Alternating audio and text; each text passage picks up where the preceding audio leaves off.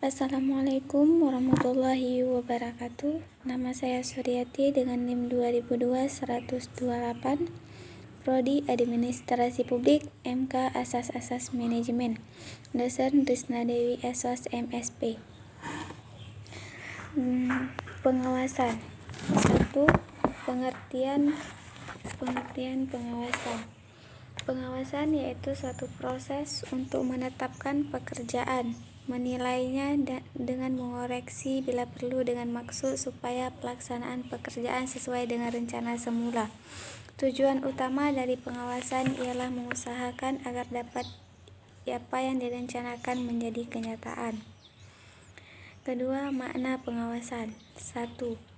Pengawasan merupakan proses kegiatan pengamatan terhadap seluruh kegiatan organisasi. Yang kedua, melalui pengawasan kegiatan-kegiatan di dalam organisasi akan dinilai apakah berjalan sesuai dengan rencana atau tidak. 3. Pengawasan adalah salah satu fungsi dari wewenang pimpinan pada berbagai tingkatan manajemen di dalam fungsi dan wewenang pimpinan. Yang ketiga, pengawasan adalah salah satu fungsi dan wewenang pimpinan pada berbagai tingkatan manajemen di dalam suatu organisasi. Yang keempat, pengawasan harus dilakukan secara konsisten. Ketiga, jenis-jenis pengawasan. Yang pertama, pengawasan internal dan eksternal. Pengawasan internal ialah pengawasan yang dilakukan oleh orang ataupun badan yang ada terhadap di lingkungan unit organisasi atau lembaga yang bersangkutan. Sedangkan eksternal ialah pengawasan yang dilakukan oleh unit pengawasan yang ada di luar atau unit pengawasan lembaga yang diawasi. Yang kedua, pengawasan preventif dan represif.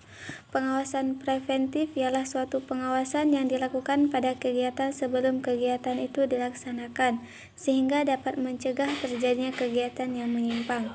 Sedangkan pengawasan represif ialah suatu pengawasan yang dilakukan terhadap suatu kegiatan setelah kegiatan tersebut sudah dilaksanakan. Yang keempat, tujuan pengawasan. Tujuan pengawasan yang pertama, menjamin ketetapan pelaksanaan tugas sesuai dengan rencana kebijaksanaan dan pemerintah. Yang kedua, pelaksanaan koordinasi kegiatan-kegiatan. Yang ketiga, mencegah pemborosan dan penyelewengan. Yang keempat, menjamin terwujudnya keputusan masyarakat atas barang dan jasa yang dihasilkan. Yang kelima, membina kepercayaan masyarakat terhadap kepemimpinan organisasi pemerintah.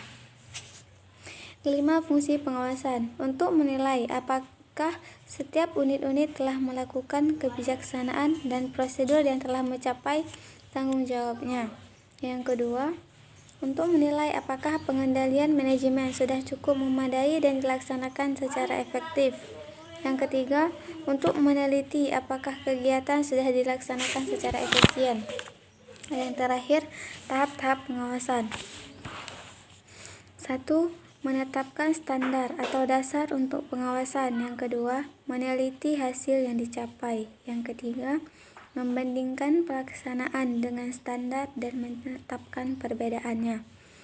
Dan yang terakhir, memperbaiki penyimpangan dengan tindakan-tindakan korektif.